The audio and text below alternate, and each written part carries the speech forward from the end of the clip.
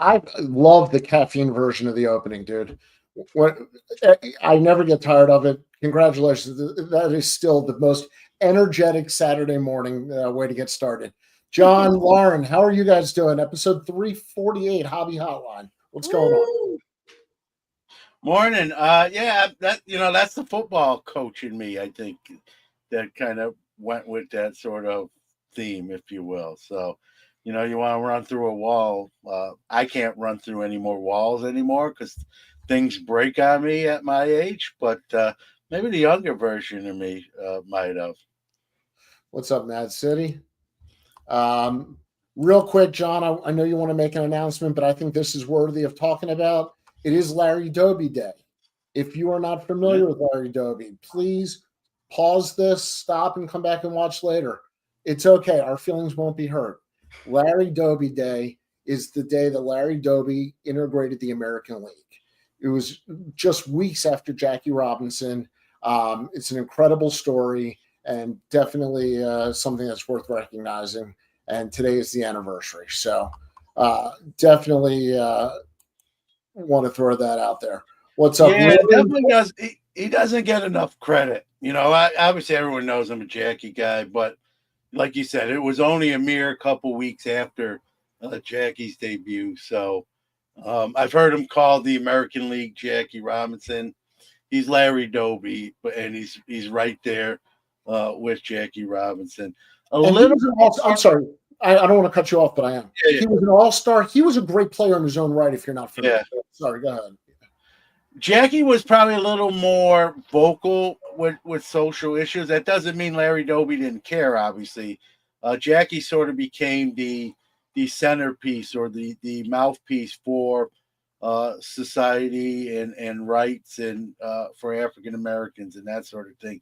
Where Larry, you could argue Larry Doby was a better player in terms of with his career and numbers. Obviously, Jackie only played 9 years in total due to some injuries and illnesses. So, but both obviously very important to the game of baseball, and both need to be celebrated similarly. Aren't I the most fun person to be on with, Lauren? We go over the whole show, and my first topic is off schedule. No, it's perfect. I didn't know about Larry Doby, so when you were like, "Let's come back," I was like, "Well, I can't do that. I gotta just nod my head and go along with it. Read it later because I don't know much about him. So I enjoy hearing you guys talk about him."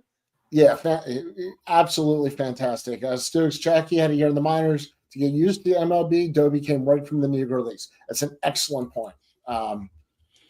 Stokes, love the comments. Don't stop on Larry. John, I want to get to you. A lot of people that watch this are fans of Hobby Palooza, and you have some information on this year. Yeah, first off, I know I've said this when I've been on, just with the summer and getting ready for National. We're on normally the first and third Saturday. I'm not supposed to be here today, but I'm jumping in for Samuel. So I'm pinch hitting. I'm the Manny Moda, apparently, of the show. Terry Crowley, if you're from Baltimore. There you go. So we're on the first and third Saturday of every month. One programming note, August, because of the National, will be the second and fourth. So we'll still same spacing, but instead of first and third, second and fourth. But the next iteration of the show after today's show will be the third Saturday, and will be on Hobby Palooza, which is on the For Collectors network. We'll be in our normal time slot, though, so 11 a.m. Eastern, 8 Pacific. But just so everyone knows, we won't be that day only. We won't be on Bench Clear or Hobby Hotline. You'll have to go to the For Collectors Network as part of their Hobby Palooza 3 days of streaming hobby content. Be overload, but some great people on. And for that show, there's three of us here. For that show, you'll see more than three of us. That's kind of an all hands on deck type of show, and probably heavy national talk as we would be like a week away from the national. I am out of town and missing it, so don't include me. I'll talk. I'll be watching. Space. It'll be like 5 a.m. in Alaska, so I'll get up and watch. Alaska? What do you do? I'm not leaving my room. I'm going to be on the internet the whole time. I have ice cubes. I don't need to see a glacier. Okay. Big conversation this week is the WNBA rookie royalty product. There is so much to talk about with this. I'm going to start with the Dutch auction. A lot of people may be familiar that a lot of products now come out via Dutch auction. A Dutch auction starts at a higher price and it drops slowly until people buy the product or somebody buys the product. Now, if it continues to drop, you ultimately do get it at the lowest price. So if you bid at a higher price, you do get it at the lowest price. The rookie royalty product started at $30,000. It finished at $3,000. So everybody who got it at $3,000. And then from what I saw, the secondary market was just about $8,000 pretty quickly. I don't know if you guys saw the same thing. Mookie, I absolutely made the same joke before the show, so I'm not going to pretend. Yes, 3 days of streaming is Hanukkah light. It's 8 crazy nights. I'll see if they'll change the name to that. Probably not, but I'll effort that. Trust me. So MSRP is gone because of breakers. It's a sad world. No, this is how the companies are trying to do it. So I wouldn't blame just the breakers on this. This is also the distributors. This is the big retail shops.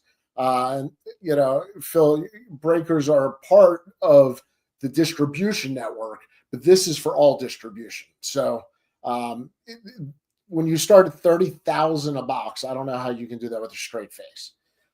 Lauren, welcome. How are you? Good. Happy to jump in on this topic. Yeah. So I mean, like Danny said, it started at 30,000, dropped down to it was 3,000. Right? I thought it was between 4 and 3, so I wasn't sure. So 3,000. That's crazy. It's I believe 2 cards per box, and it's a big gamble. And I think the only autos are Angel Reese and Caitlin Clark. Correct.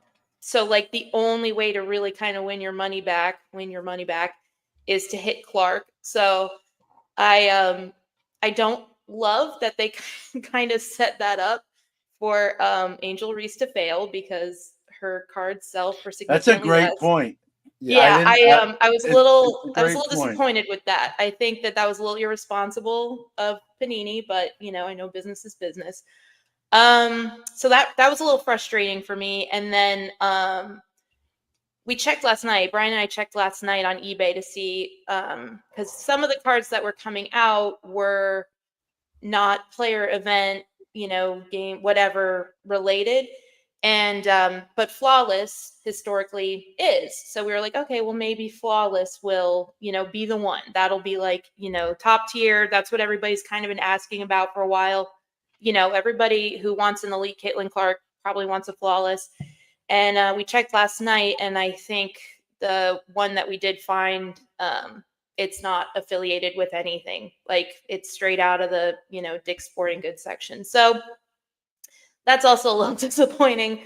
I say that's more than a little disappointing. Yeah. That just sucks. I mean, somebody had to make that decision, and you made the wrong decision. Go ahead. Yeah, I mean, I think it's obviously, I think that with this, especially starting with the Dutch auction at like 30 grand, I think that, it's safe to say Panini said, let's cash in. Because it's a mishmash, it's kind of like an expensive version of like hoops or contenders, not hoops, but more so, like where you just kind of get like a little of this, a little of that, but it's The big thing, which I led off with, and of course I'll let you guys talk about it too, because I want to know what you think, was just kind of setting up the rest of the league, but especially Angel Reese, to be dogged on, because breakers are going to be opening, and everybody in the comments, if you pull an Angel Reese auto instead of a Caitlin Clark, you just know it's going to be brutal. And does that impact her directly in that moment? No, but we've seen the narrative and we've seen the greater experience of WNBA games right now, and also the players just out in the wild living their life. And yeah, I don't want to be a hater, but I'm overall kind of disappointed with the product. But I'd love to hear what you guys think. So I just want to read this comment because I think this is part of the problem for all the people that are wondering about Paige Becker's a 2024 product in July of 2025 by a calendar. I think that's a terrific point, because really, when you talk about the players they could have put in, the two most well-known are Reese and Clark. But John, you know this, well-known and hobby value are two totally different things. Oh yeah, no doubt. It's a great point that Lauren just made. And I've thought about. I've got a lot of thoughts on this product, but I didn't even think of that angle. Here you got Angel Reese and Caitlin Clark. Who, listen, there's no love lost between these two athletes. They whether it's a war of words or stuff that happens on the court, I don't think they're. They might respect each other as competitors. I don't think they're big fans of each other overall. And then, like Lauren said, Panini kind of pairs them off in this product where you're either going to get one or the other. Obviously, if you pull a Caitlin Clark auto, you have a better chance at recouping the money you have into the break or the box if you bought the box outright. The Reese auto, less of a chance of that. So you're already diminishing regardless of what you think of Angel Reese as a player, you're already putting her behind the 8 ball in this product as well. Not that she might not care, but you know what? Stuff they hear about this stuff too. And so I'd be curious if this does get its way back to Angel Reese, if she even weighs in on it or says something about it. I don't expect that. But one of the problems I have is, you can start a Dutch auction at whatever price you want, but $30K is pretentious. And we don't even know print runs. Like, how many boxes did they make? They won't tell you. I think that number's high because you, like Lauren said, you got Immaculate, National Treasures, Flawless. I think Noor is in this. They're not making those as standalone products, so they're just doing this. So think about the money they would have wanted to make from those products on their own, and now doing it this way, like a Chronicles release. Chronicles, yeah. To me, this screams of there's a lot more of this than we think. Whatever that number is. And $3K, yeah, can you hit a Caitlin Clark auto? I'm sure there's a 1-on-1. I'm sure there's a chase card that would obviously you'd win there. But like Lauren said, you have to hit a Caitlin Clark auto most likely, or a Downtown or Kaboom, right? Which is the second card. And with the Downtown and Kabooms, it's not just Reese or Clark. It could be any of the other WNBA players. So the auto is what's going to drive the product, and if you get one over the other, you're going to be in better shape, most likely, unless you're saved by the Kaboom or the Downtown. I would say one of the great plays, if you want to go after this product and you're looking to make some money on it, stay away from Caitlin Clark and Angel Reese. I love this comment. There are a lot of players that are not Caitlin Clark and Angel Reese. And if Collier wins MVP, how cheap can you buy the card for now? And let's just say it will be more. It doesn't matter what the numbers are. It will be lower and then it will be higher. I mean, that's just the way it could go. Love Caitlin Clark, Angel Reese is from Baltimore. Her brother played for the Terps. I have total respect for both of them, but they're different players. Mm-hmm. And I wish, I saw the Magic Bird type, comparisons. I get where that's I don't want to say low hanging fruit, but I get where people go to that. Yeah, it's an easy correlation to see. Yeah. Yeah, I don't know if that's what it is. Right. I don't know that their styles of play are anything alike. Where Magic and Bird had so many similar skills and whatever. But that being said, this product could have really jump started. I think Panini opening up a whole line for this year. And one of the questions that I thought was fantastic, and I hadn't even thought of, and if you guys know the answer, is there a dual auto with both of them? I'm not sure. I saw that comment and I'm not sure. That's a really good question. I don't think so, but I don't know for sure. John, would that be the coolest card easily? Well, here's what I'll say. Like Lauren, I don't know to say, yeah, there is one. I know about it. Here's what. But if you're Panini and you're releasing this product and you have Angel Reese autos and Caitlin Clark autos, but you don't have a dual auto, someone needs to be fired. I'm not a guy that likes to necessarily fire people, but you have a product which has both of these athletes' autos in it, and you don't make a dual auto. Like, who dropped the ball there? Like, that's so easy to when you already have those two athletes signing anyway. Just put them on the same card. I don't know. Obviously I like an on-card auto better than a sticker auto, but sticker autos don't bother me as much as they probably bother others. Even if that was a sticker auto, dual auto card, it's still a dual auto card. It's still a dual. Like, if that's the only way you could get it done, maybe there is one, and Angel Reese wrote something on there like at like I mean, Clark. I have the Bowman College one, which So I'm very proud of, but to see them as professionals on a duel, yeah. And I agree with John. Like, I'm okay. Like, those are sticker autos. I'm okay with sticker autos, but in this product that's supposed to be, you're gonna start it at $30,000. They're not player affiliated patches, player game, whatever affiliated patches. The chances are not there, like the value is not matched because Caitlin Clark's way up here and everybody else is simmering down here, which I do agree. If you are a Nafisa Collier fan or Brianna Stewart or anybody else on any other team, then it's people who don't really value those cards, so you just want to get rid of them and make it a wash of whatever they lost. So for people who are fans of other players, picking them up on eBay, that's good. It's not, I don't think, great for the overall ecosystem of collecting WNBA cards, but that seems to be one of the few pros, is that if you are not an avid Caitlin Clark collector or investor or whatever, then you can kind of pick up the leftovers at hopefully a decent price. So the leftovers, just an Asia Wilson. I know it's so gross to say, but how crazy is this?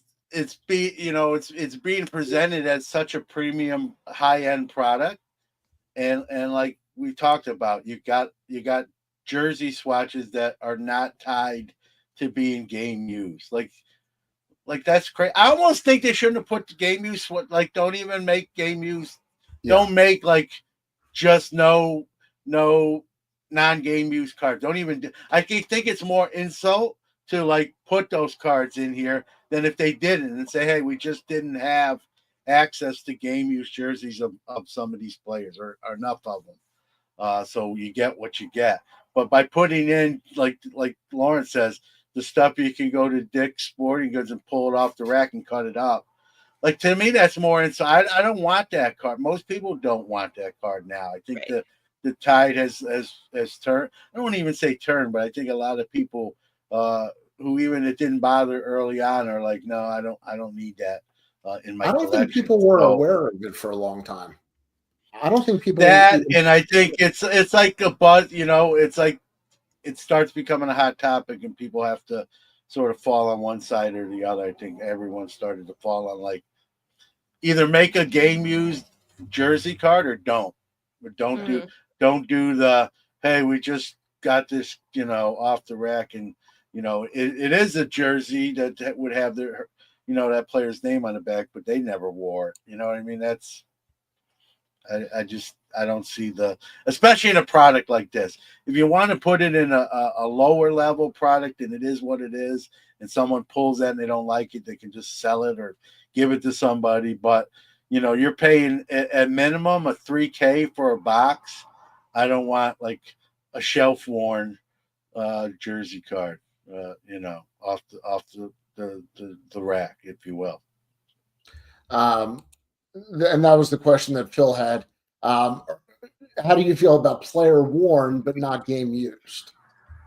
I will say this: I like that better than the alternative. Right? They did. The old joke was just you see a player and they pull off like 8 jerseys. I like that illusion of like of specialness. I like that. The pictures where they like can't put their arms down because they just have like 30 jerseys on. I know it's ridiculous, but if you say player worn and that's all it is, I don't know. But if it's not affiliated, that's better. I will say that it's better than not player worn. Yeah, how much better? We could do a whole show probably right. on that alone. But yeah, it's and Lauren made another great point. What this is going, if you're a WNBA collector, if you are a specific player collector of a WNBA player, this is going to be great on the secondary market for you, because you're going to see a lot of these singles on whatever eBay, Sport Lots, other selling platforms, and I think you're going to be able to pick up some nice deals if you collect those other players. Let's be real. Caitlin Clark's stuff, you're not going to pick that up cheap. That is what it is. And you already know that if you collect Caitlin Clark. That's not breaking news. But if you collect some of these other players, I think you're gonna like this product. Not if you're buying it at $3,000, but you're gonna like this product if you're going after it's open and buying those cards that make their way onto secondary market platforms, because I think you're going to get some deals there. To me, this is the ultimate buy the card, not the box. Yep. Some products are just like that. Bowman First to me is one.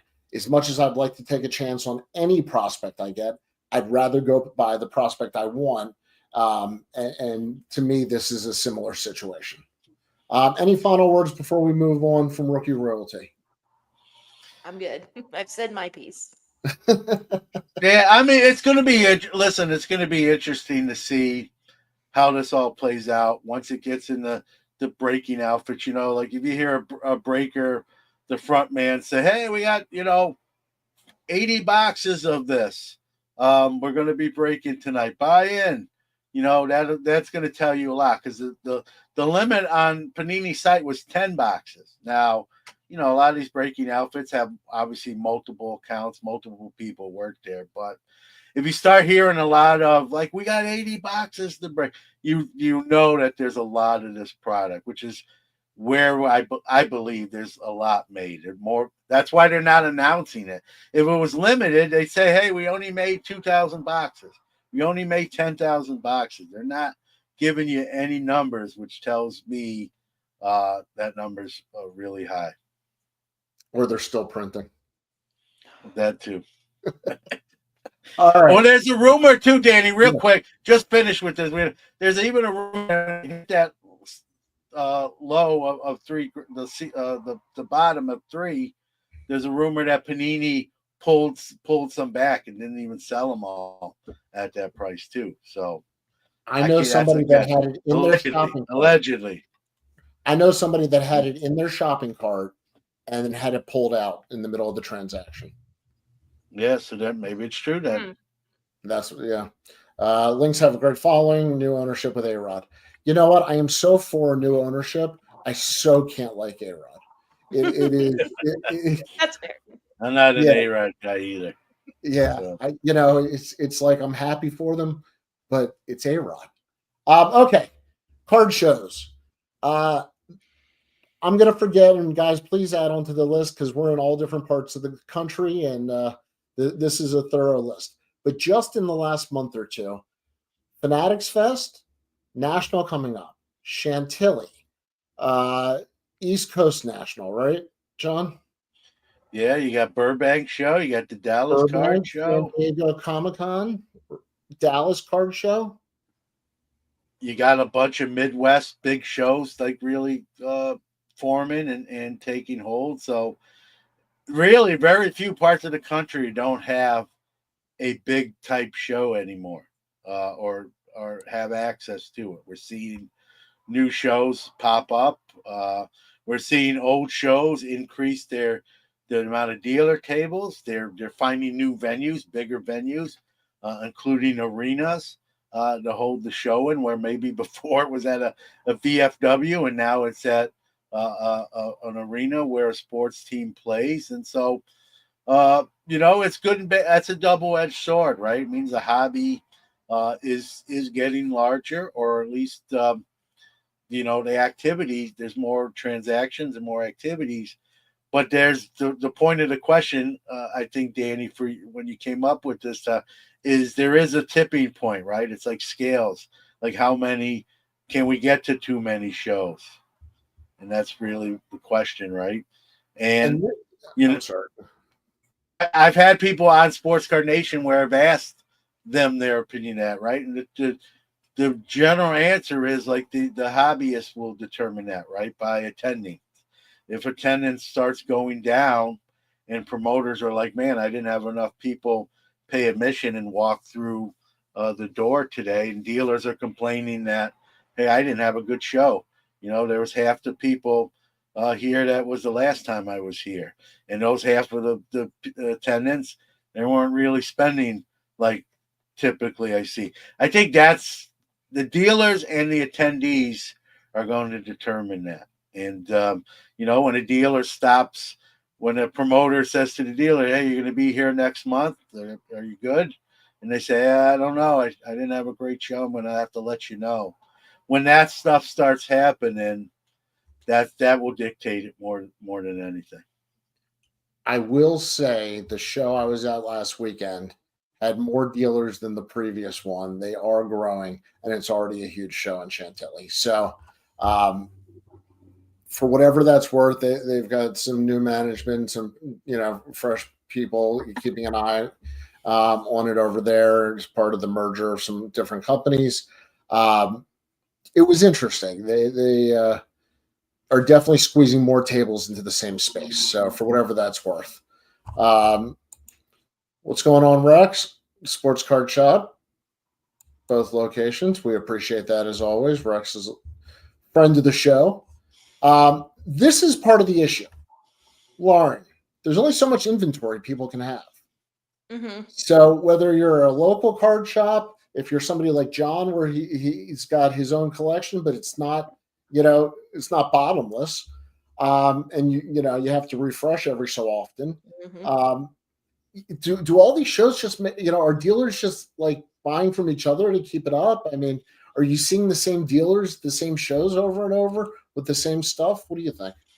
Yeah, I mean, because we set up at a lot of these shows. We're skipping Dallas this weekend, which we usually do skip the July 4th because of how many shows there are in the summer. And and that's not a derogatory thing. That's just for us. We have to set a personal limit because we get worn down. And you have to it's not just showing up. You have to have an inventory, you have to, price it, you have to engage with people. And I'm not saying that as a negative thing. I'm just saying that like when you set up as a vendor, it's work and you kind of forget that. Like Fanatics Fest, we were very excited for Fanatics Fest and we went and it was awesome, but we were exhausted after. And it's because, we were on our feet, we were talking to people, we were running around, we had to lug our stuff in and out. We had, it's a lot. And in the New York heat, it's like it's I'm laughing at that comment. I'm not laughing at you, Lauren.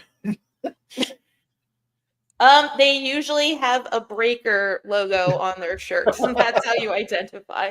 But yeah, it's I'm never one to be like, oh, there's too many shows.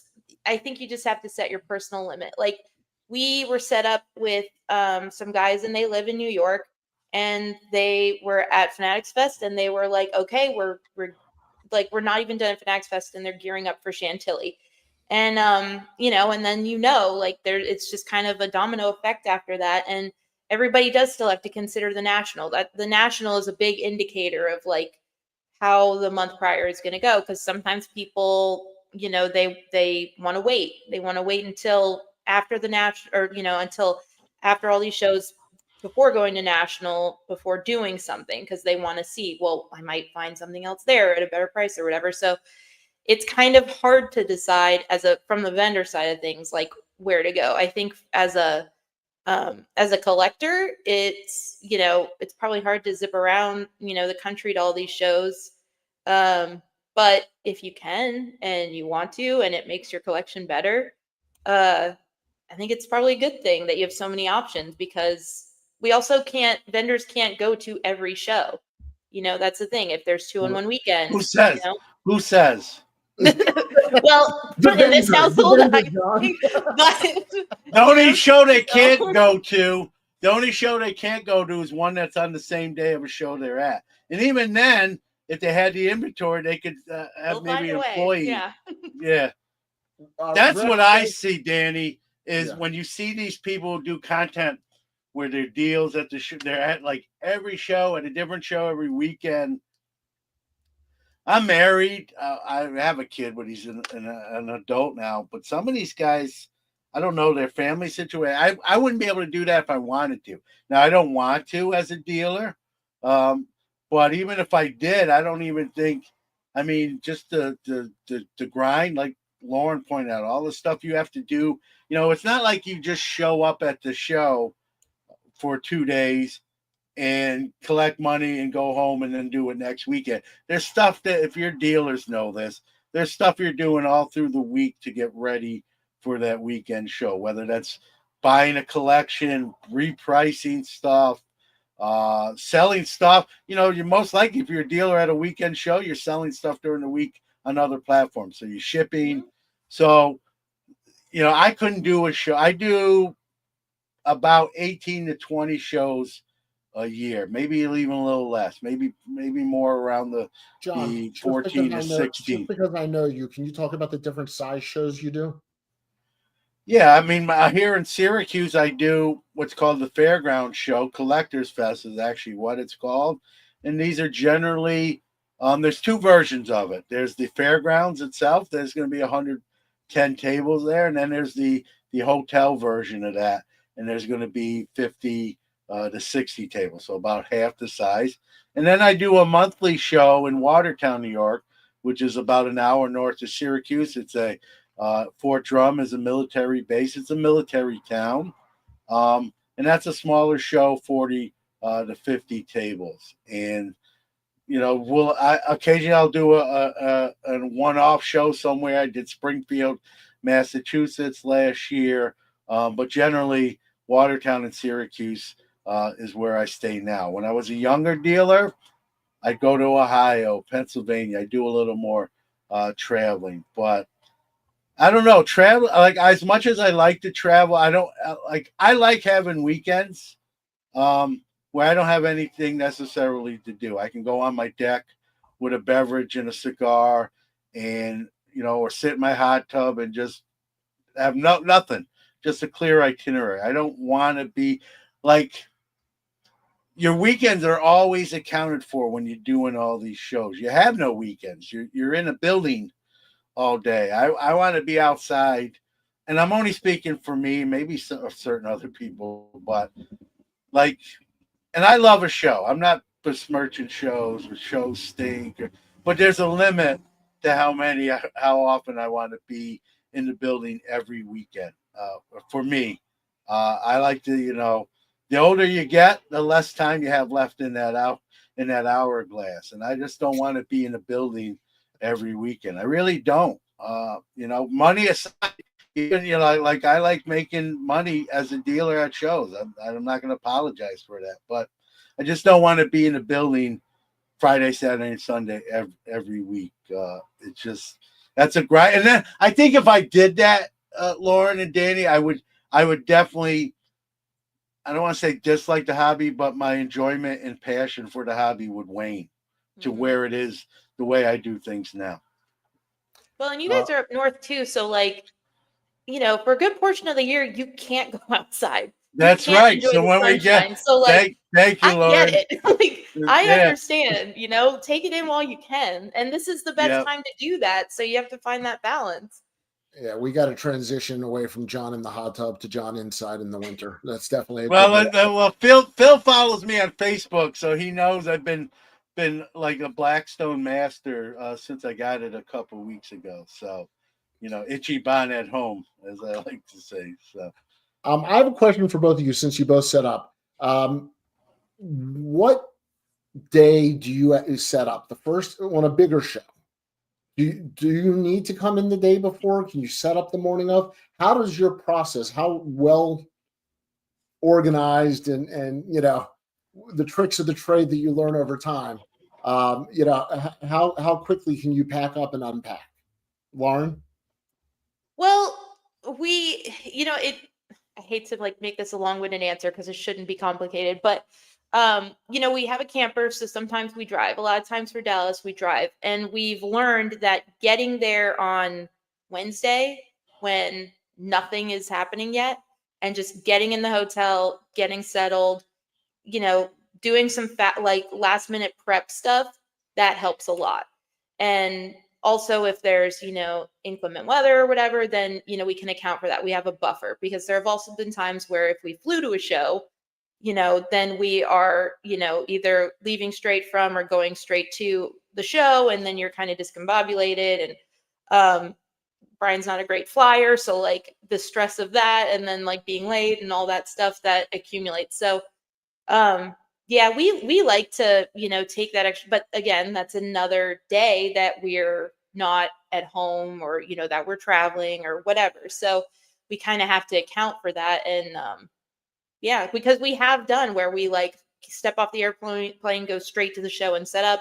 And like we can do it. It's possible, but it's not always the best. We aren't always our best, when we're interacting with people, if that's the case, because our minds are like, all over the place. So, you just kind of find different ways to get into it. It's also not to deviate too far, but when we do like it, like John said, we do make money off of it, and that is also, a perk, but we enjoy it. We like doing, like, it's work that we like doing, that we feel good about, and it can be overwhelming sometimes. And, there's a lot of information constantly coming at you. And, so like, I'm not trying to be like, woe is me, but you have to remember that just because you love it doesn't mean you're not putting effort into it, and that it can take a lot out of you. So yeah.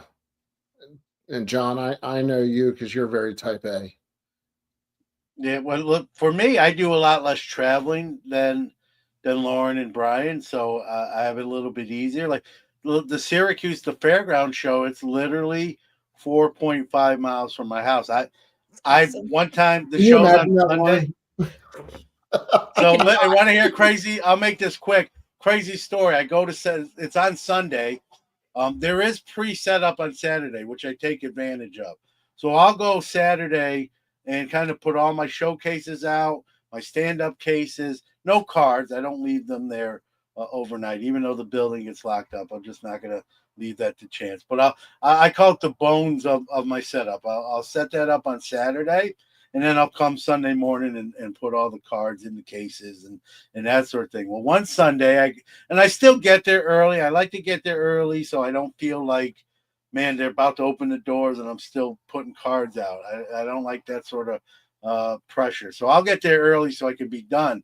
Well, that's a good thing in this case, because one day I have one box that houses most of my graded card inventory. And when I got there, you know that feeling like, man, I'm missing something, like something's not right. Well, I had left that box on my kitchen table, and I'm like debating, do I go home and get it? or try to do the show without that. Well, that's a heavy part of my inventory. So I'm like, I'm running home. 20 minutes. I even told my dealer friend that I set up with, hey, watch my stuff. I forgot a box. I got to go back home and get it. The show wasn't open yet, but just dealers are walking around. Just keep an eye on what is here. And I said, time me. And from when I left to when I got back, 20 minutes, which is probably a new record, and I won't be able to break. So Watertown's an hour. There's no pre-setup. I go on. That's a Saturday show, the Watertown. So I like a Saturday show more than a Sunday show. I think Saturday shows are better attended. Sunday, people are getting ready to go back to work. It's sort of a de facto family day for a lot of folks. And when I do a Saturday show, if everything is the same, and there's been a couple fairground show that he had to schedule on a Saturday for whatever reason, Saturday shows generally to me are with all things being equal, we'll have more attendance over a Sunday show. Mookie says John's land speed record is impressive. I was listen. The Duncan run. Yeah, I had already got Duncan, so I already had the coffee. I just didn't have the graded card box. I can move for a big guy who's not in the greatest shape in the world. And listen, I still play softball. I still play pickleball. I mean, I'm not saying I like to run. I'm not claiming you're not going to see me enter any half marathons or even a 5K, but I can run like if need be and I have no choice. I can do it. If the zombies are coming, John is gone. I'm good for 10. I'm good for 10 minutes, and then I'm gonna have to stop and try to fight them off or get eaten. Most likely get eaten. Yeah. By the way, if anybody ever sees me running, come help. It's not voluntary. Same. Yeah. All right. We can't. Time is flying today. MLB All-Star games coming up. Baseball. For whatever reason, baseball is not the number one sport in the country, but it is the number one sport in the hobby. All-stars, first-time players, veterans, all over the place. Guys like Javi Baez and Gleyber Torres coming back to life out of nowhere. Anything catch your attention, guys? Any players that you were glad to see or disappointed? Card-wise, otherwise? I'm leaving this to John. Well, you got the Athletics. I guess they're the Sacramento Athletics or just the Athletics. Jacob Wilson's having a great year. Probably not getting a lot of attention because of the team he plays on. So I look at a guy like that. Now, I'm not saying he's going to be a perennial 10-time All-Star, but he's having an All-Star year and is deservingly getting, his just due with an All-Star appearance. I like to see that. You might not see. I don't know how many times you'll see it again. Javi Baez, that guy was left for dead, and deservedly so. When you look at his numbers, he was under the Mendoza line. Like, I don't know what happened this year. When we look at Javi, I'm not going out and scarfing up a bunch of Javi Baez cards. I don't believe he's like back, but he's having a good year and he's being rewarded with an All-Star appearance. That's what the All-Star game for many years, and I get it. For many years, it became sort of a popularity contest, right? They would put guys, hey, this is his last year. He's not having an All-Star year, but he's announced like this is his last year. He's retiring. He's in the All-Star game, and I get that.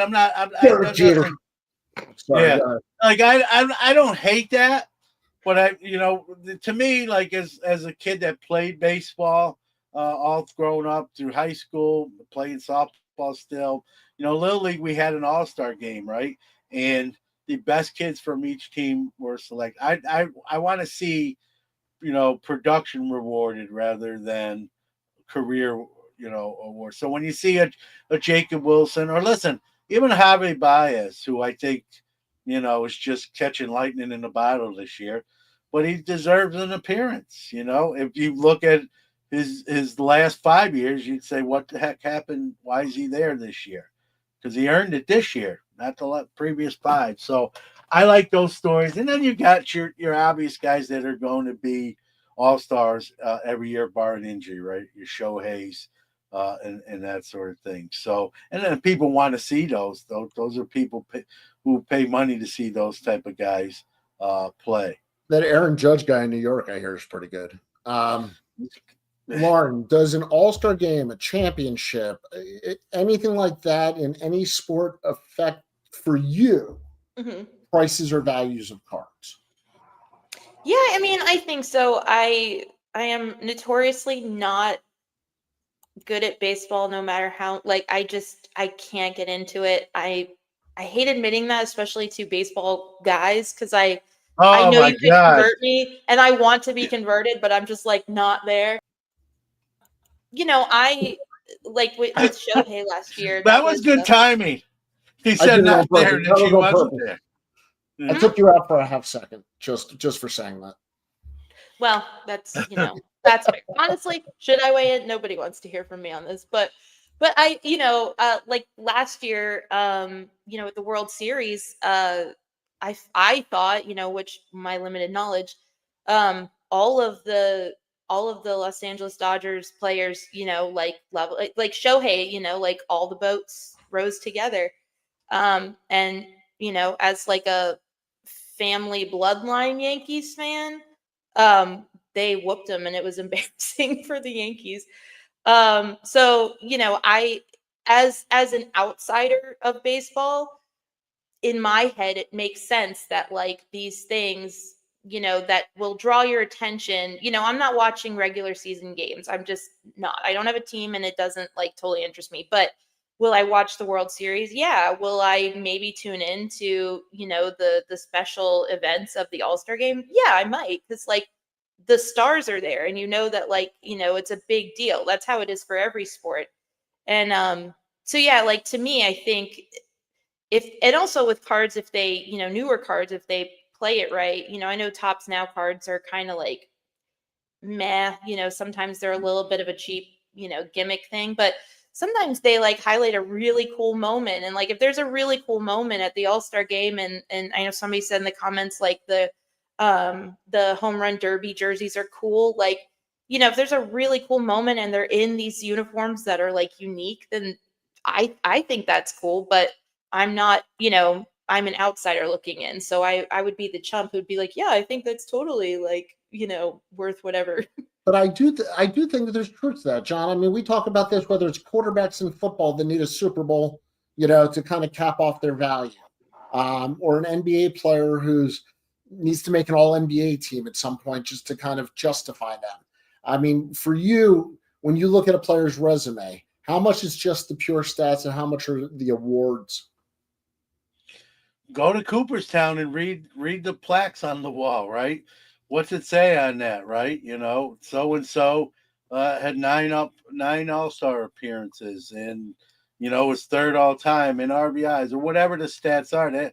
They're important enough to put on a Cooperstown plaque. That's why I don't want to see just people kind of like giving one because it's their last year, like Jeter, Ripken. Sorry, Danny, but He deserved every and others. They're not the only two. Maybe they're two bigger names that are easy to remember off the top of your head. I'm glad Jacob Wilson got in. He's having an incredible year. Cal Raleigh, Raleigh is tearing the cover off the ball in Seattle. He's someone mentioned in the comments, right? There's a lot of young players on the come up in baseball, the Bobby Witt Juniors and the like, right? This is baseball's chance on national primetime TV to say, hey, we got some superstars, young ones. Like this league's going to be in good shape for the long haul. It's not just veterans.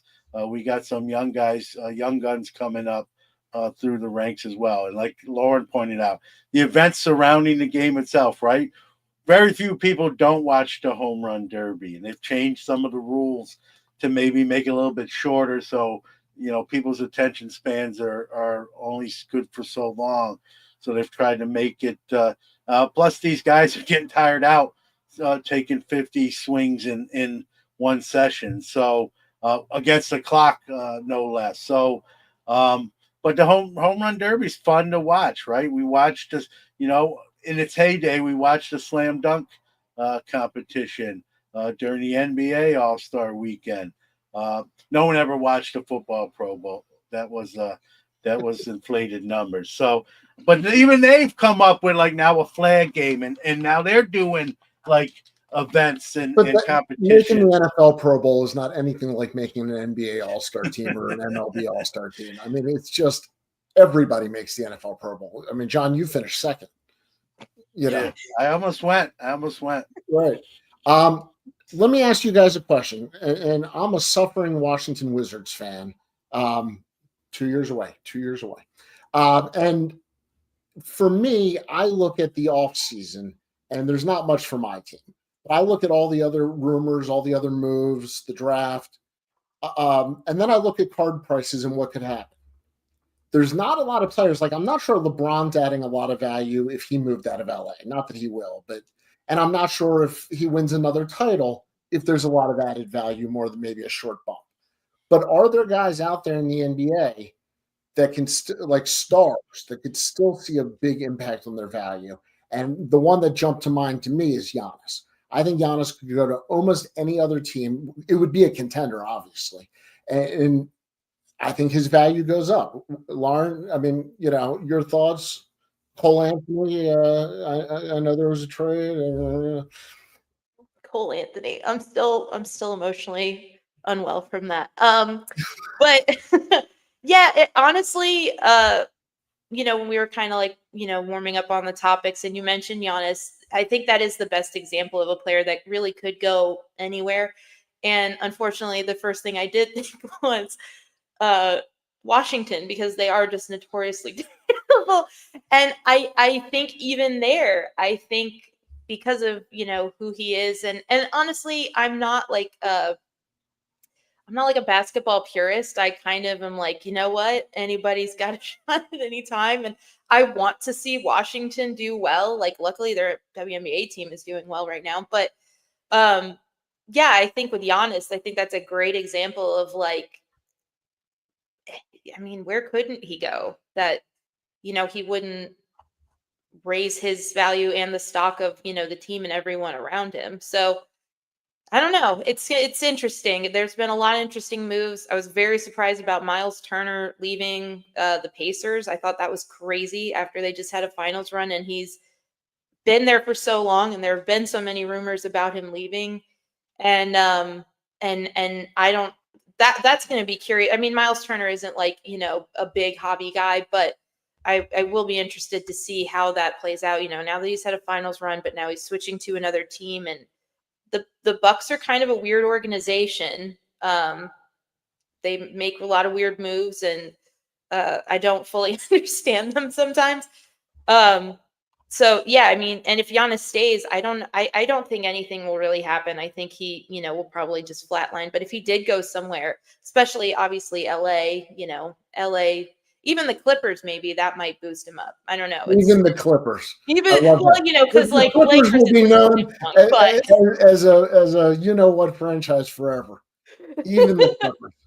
Want to read a couple comments here real quick. The NBA hates the fact that Milwaukee built a new stadium, did not move to another state, have a superstar in Giannis, and won a championship. Mad City, I'd like to know if you're a Milwaukee fan by any chance. What's up, Brody? What's going on, buddy? Hey, Phil says, Phil's a big Oklahoma City Thunder guy, so congrats to him. I relate to OKC a lot. Congratulations, Phil. Joker would make any team a contender. Let's talk about that, right? Shai Gilgeous-Alexander. Now he's got a ring. Very, young player, superstar. He was already a superstar, regardless of the outcome of that NBA Finals. But when you win a championship, right, we hold those players in different regard. That's why we talk about Dan Marino is a great quarterback, but he probably would have been talked about even more had he won a Super Bowl. He made one and lost it in his rookie year, never got back. Had Dan Marino won one or two rings, we would have talked about him in a different regard. He's no less a player without the ring. So going back to basketball, now that SGA has a ring and maybe going to add more, that team looks like, barring a bunch of guys taking bigger money contracts and leaving the team, that team's probably the favorite to repeat, at least on paper, next year. Let's say he gets 2 or 3 rings before his career's over. He's that'll move him up that all-time players list that everyone likes to debate on, and that sort of thing. LeBron is in the back nine, the real back nine. He's of on his the back, basketball back group. too. Yeah, he's coming into the clubhouse, and we'll have to sign the scorecard here shortly. I don't think it's beyond the realm of the imagination that he demands a trade. He opted into his contract without taking a pay cut, $52 million. And yeah, but he's I got a just lot read of rings coming up, like you said. SGA is going to take the rings, and 50 million is not bad money. Yeah, and I'm not a LeBron guy, truth be told, so I'm probably not the right guy to comment on him all the time. But there's a lot of guys. There's probably 5 or 6 guys, right? If they go to another team, will instantly make that team viable and a shot to do damage in the postseason. We just talked about 3 or 4 of those type guys. So. I'm truth be don't like Lauren is to baseball. I'm probably like that to the NBA, but I do follow it. I don't want to make it like I do follow it. So, well, speaking of the back nine, time flies when you're having fun. If you guys are familiar with the artist Greg Kreinler, he's tremendously talented, and evidently John Newman has morphed into him and looks just like him now. He'll be at the National. Yeah, and I'm gonna have to track. We're gonna have to twin. We're gonna. I got a few more. Anyway. Yeah. I was about to say, in defense of Greg, I have a few more LBs than he does. We're not like, like you said, from the neck up, we have some similarities, and we're both from Brooklyn, so maybe it's a Brooklyn thing. I don't know. Craig's a great guy, obviously a uber talented artist. He just. Him and Paul Esco actually just won a couple legal battles where people were stealing Greg's work and using it, when they shouldn't be, and that got kibosh. So that's a good thing. But yeah, I'm gonna have to track Craig down, and we'll take a picture and we'll let the public decide. Again, not based on LBs, but just maybe the glasses and the hair. It'll remind me of that movie Twins with Schwarzenegger and DeVito. I don't know if it's that bad. I don't know if it's that big of a and listen. If using that analogy, I know I'm DeVito. Like I'm not. You didn't say it, but But I don't think it's that big of a difference. But it's funny. It's fun. Listen, I can laugh at myself.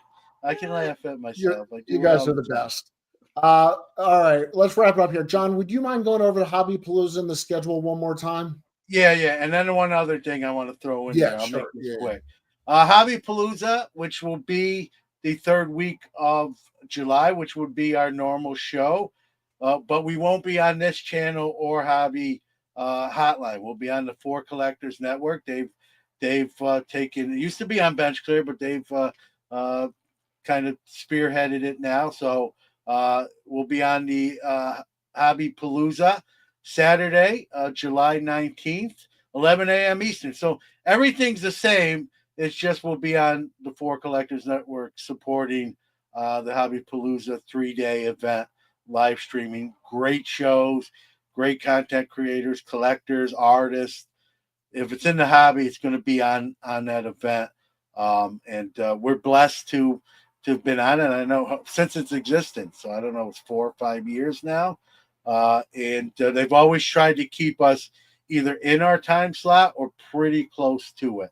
And that's nice of them to do this. And in this case, we're literally in the same time slot, just a different network. They actually will be engineering the show. So we don't even have to worry about the stuff Danny's doing right now. And we'll have more than 3 people on the screen. So we can't promise anyone's safety.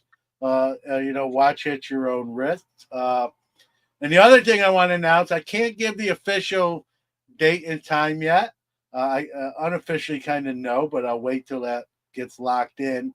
Another great event, you might have heard of it. It's called the National. It's in Chicago this year. And we've been, Hobby Hotline and Sports Card Nation, for that matter, have been blessed to have some stage time in Hobby Hotline once again, and Sports Card Nation. We each have an hour. I believe that both shows will actually go on back to back. But Hobby Hotline will be on the main stage at the National, probably within the first 2 days of the show, and we'll see out of our group who can make it at that time, and again we'll have enough mics and enough chairs, and if you've seen this show before when we've done it at the National. We always try to be interactive with the crowd that's right in front of us, and it's a privilege and an honor to be able to do that.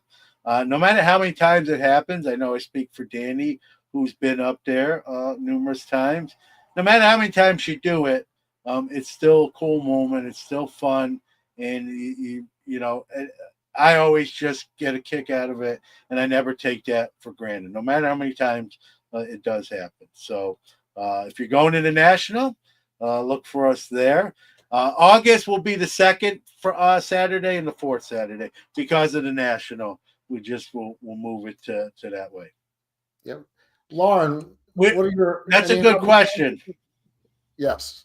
Any hobby plans this weekend? I need to write an article because it's been a while. So that's my plan. Honestly, is to get back in the game. You're skipping Dallas. You're skipping the Dallas card show. Enjoy yourself. Get some time with the family. Absolutely. Yeah, it's good. It's always a good weekend to think about cards. And we had family here and they are gone, so it's quiet. And I have my laptop back. And yeah, I'm gonna do whatever. Probably take a nap. Real quick to answer Abel's question, I'm gonna say I don't want. Nothing set in stone, no or yes. I'm going to venture probably with doing the onstage stuff, Danny, probably no. But if enough of us say, hey, let's do something in the media room and has the equipment, like I'm flying, so I can't bring everything I would if I was going to Cleveland or Atlantic City. But if the opportunity presents itself, I'd say possibly. But I think the main stage performance will kind of subset that or sublease that, and we get the audio and video from that, and we'll release it obviously eventually on Hobby Hotline channel. So I'm going to say probably not. It's also the day of our Hobby Hotline dinner that's become an annual event. So I would gun to head, so to speak, I'd say the main stage will probably be that, which is live streamed. You can catch that on the National live stream. So if you're not at the event and you want to see all our ugly mugs, and I will obviously announce what day and time that would be, it's available that week. So that will be, the National show, if you will. On that note, that is the end of episode 348. See us in 2 weeks, right, John? 2 weeks, Hobby Palooza, 4 Collectors Network, same time and date. All right. Thank you, Lauren. Thank you, John. To everybody else, have a great hobby weekend.